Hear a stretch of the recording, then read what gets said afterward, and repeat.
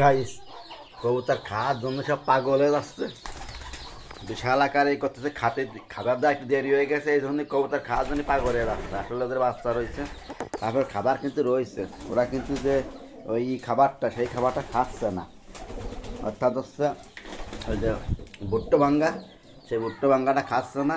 এই খাবার খাওয়ার জন্য খুবই করতেছে, এক্সারসাইজ হয়েছে।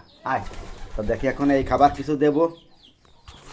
আর বেবি হলো একটা নিচেই পড়ে গেছে দেখতেছি, এই বেবিটা উঠে দিতে হবে। এই যে দেখুন, ওটা এরপর ওটা, এই যা দুইটা বেবি অবস্থা আছে।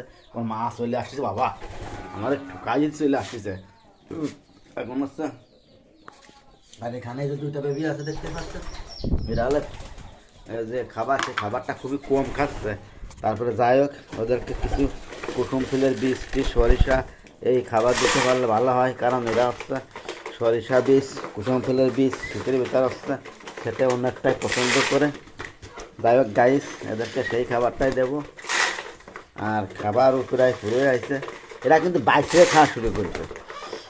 গাইস যারা এই ভিডিওটা দেখেন, প্লিজ ভিডিওটা শেয়ার করে দেবেন এবং একটা লাইক আর একটা কমেন্ট করে দিবেন, আপনাদের দোহাই লাগলো। আসসালামু আলাইকুম অল বিউটিফুল পিজিয়ন্স লাভার।